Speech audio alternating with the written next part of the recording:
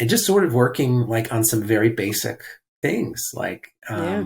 how do you spend your time outside of this relationship? Um, so simple, but so important, and So I think it is important to recognize where it comes from. And I love that you say that it's a learned behavior mhm, that we develop to survive, right? So a lot of times the environment we have growing up was we pick up those signs. So if mhm, we live in a household or an environment where one or both parents or someone in the home is easily triggered, mhm, they might go off, they might have a temper, or they're very emotional. Or if you do something that they deem unacceptable mhm, and they immediately kind of withhold their affection and yeah, love, you start to pick up on other people's behaviors, nonverbal language, nonverbal like cues, right? Like, oh, mom seems a little off today. I better like stay mhm, away, mhm, right? Like we start to learn all these different patterns. And it's the patterns that we look at. And if something is different from the usual pattern, it must be something bad. uh, So I need to go investigate and figure out what it is and repair it and fix it before it gets worse. yeah, Right? Like that's our little kid version trying to like hold the glue together so yeah. things don't fall apart around us. Yeah. Yeah. It's interesting that you mentioned that. I am working with a client who they were the person that had to hold it together. They were the sibling who didn't have as many quote unquote problems as the other siblings. So they were Mm, relied upon, maybe um, not explicitly, but by the parents to be the one to not have any problems because they're dealing with the other siblings' problems. So if you mm-hmm. can be, quiet and good and perfect and don't give us any trouble, that's really going to help the family system here because we have these other troubles on Yeah. this side. And now they are realizing that a lot of things were kept inside because of that, right? A lot of things that they Yeah. were suffering from and couldn't get out and couldn't express and couldn't share because they were not, they were told essentially their role was to be the one to hold it all together and the one to, Yeah. have their act together, quote unquote. Um, and so now they are in adult relationships where um, they may have entered into those relationships still in that role, and in some ways Mm-hmm. that's the sort of um, almost caretaking, right? Because they don't have the problems, they Yeah. take care of others who do have the problems, kind of role. But Mm-hmm. 5, 6, 7, 8 years down the road, they're realizing I have needs too, and I really want my partner to meet those needs, and I don't want to be the person who I might have been when we met, where I didn't have a lot of Yeah. needs because that's how I grew up. You know what I mean? So Yeah, admitting that, absolutely. unlearning that, being able to talk about that with their partner to say, look, I am now Mm-hmm. realizing that I do need some things where I may have appeared to you when we first got together that I didn't have needs, quote unquote. Um, and that Yeah. requires an adjustment. Yeah.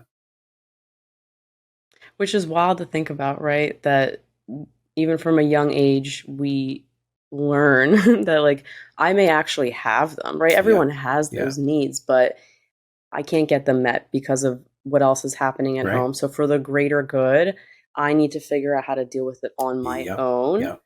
And they do. And so in a lot of ways that can benefit them, right? I mean, a lot of independent people and that are very Yeah. successful, like they've had to do a lot of this stuff on their own Absolutely. and, carry that burden. And so on one hand, like they're a very resilient human being. Yep. And on the other hand, they're really suffering Yeah. alone and wanting that help, but kind of feeling scared. Yeah. And I imagine, and correct me if I'm wrong, but like, especially for heterosexual relationships, if the man has been in that position where I'm the strong, Mm-hmm. resilient one, I Mm-hmm. can take anything, take care of everybody else. And then 5 years down the line, the relationship, it's like, hey, I want to soften up. I need Yeah. help. Yeah. And the partner saw them in this way. It's like, oh, things are a little shaky right Yeah. now. Like I thought you were the one holding Right. it together for us. Now I got to take the, you got to Yeah. pass the baton to me. Yeah. That's it. I'm glad you brought that up.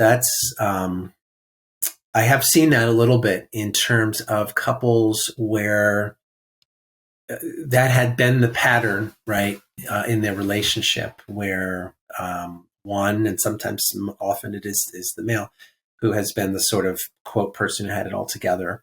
And then all of a sudden they begin to realize, you know what, I don't have it all together, and I have been pretending I've had it all together, and now I'm, you know, that you're right. It can be a little shocking to the system if they were in a pattern of being in certain roles. And then sometimes what could happen is sort of, well, wait a minute, does this mean that my needs, if you now are going to be expressing needs, does that mean my needs are going to be now in the back burner or something, you know? And it becomes a little bit of a zero sum game sometimes with couples. It's like, if one has a need, then the other one can have a need, or that it has to be put to the side for a while, that they don't feel sometimes that they have the capacity to both express and have and deal with needs. It's sort of like, oh boy, if you're requiring me to sort of attend to you emotionally, I feel like I might lose something, you know, I might lose what I have been getting from you. So I think it's helping couples think about, it's not either or. It's not sort of like a scale that if you put a little bit of weight on one side, then the other side goes up.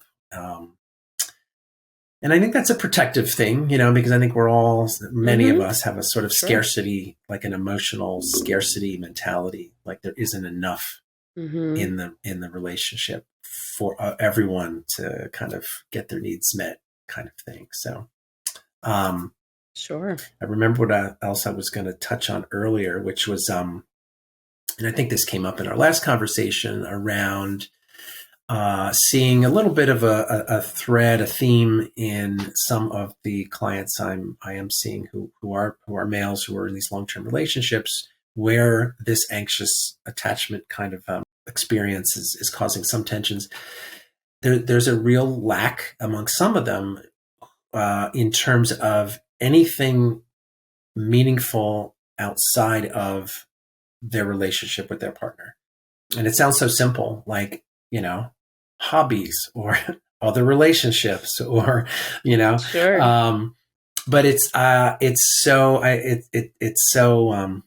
clear with some of them that, not that, you know, getting a hobby or going out with a friend every other week is going to magically reduce your anxious attachment, but there really is something to that. I'm seeing with some men who, when I do ask, so at nights, on the weekends, when you are feeling like you're not getting the kind of response or attention or closeness or interaction or engagement from your partner, and you're feeling anxious and disconnected, but they seem fine in doing what they do, you know, what do you do?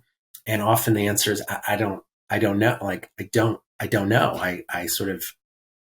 I'm nervous, and I am sort of waiting around for them to kind of turn to me physically and emotionally. And okay, you know, what else can you do when you come home at night, they're not in a place to like give you lots of attention? What else can you do to occupy yourself, you know? And just sort of working like on some very basic things, like how do you spend your time outside of this relationship? So simple, but so important, you know, and I think it's become popular now. It's a very funny Saturday Night Live skit about the man park. Do you know this? No. So the man is home all day, and his female partner comes home from work, and he has interacted with nobody throughout the day and has been home all alone. And so he acts towards her like a puppy would, when the puppy's been home all day alone, and the spouse, the partner, the girlfriend is pretty frustrated with this, that she has to be his all. So she takes him to the man park where he can interact with other men and socialize. And it's pretty funny.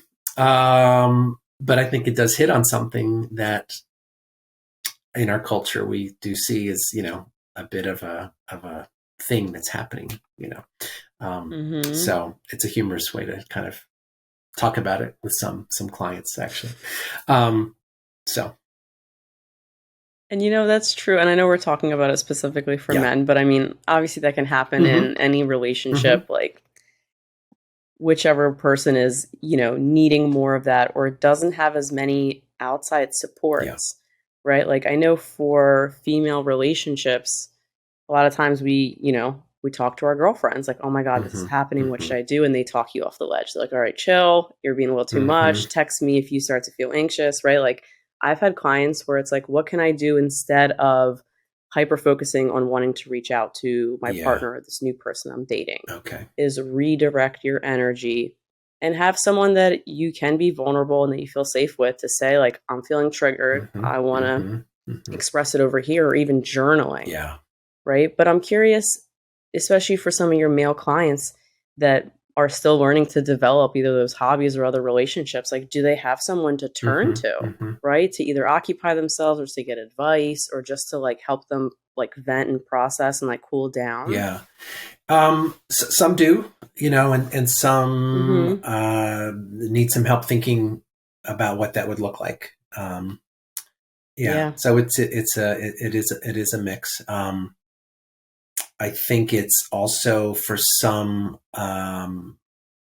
maybe feeling like they don't deserve to have that time like separate. I think there's a sort of a mix of like I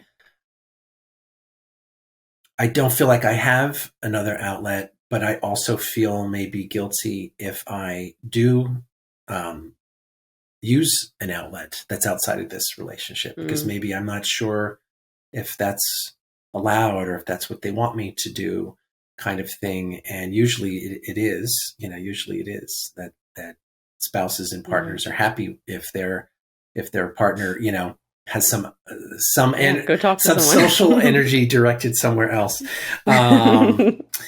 And then bringing in children. So I am working with some couples with little children, right? And it's just so hard. And if there's no family support or other kinds of social supports, these couples are so isolated and under so much pressure, right? They have a 1-year-old, they have a 2-year-old, and there's no family around to help relieve any of the pressure. And so, they work and then they come home and they take care of their toddler, and then they go to bed, and then they get work, and then they come home and take care of their toddler, and then they go to bed. And this one couple, I've been encouraging them, particularly the male in this couple, because the woman does seem to have a little bit more impetus to engage socially outside of the relationship, but encouraging him to do so.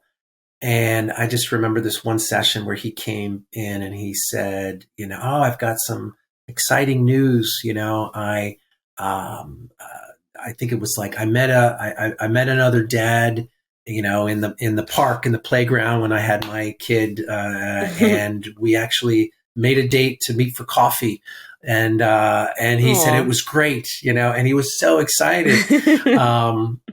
And it was just, it lifted his spirit, and it sort of opened up like, oh yeah, like there is other world. And we didn't, being out for 90 minutes while I had coffee with a friend, I think his spouse, his partner watched the baby while he was like, it didn't destroy them, which they thought it might, because they were so, again, because they don't have supports. It's like, well, if one person's out of the house, that means the other is watching the child.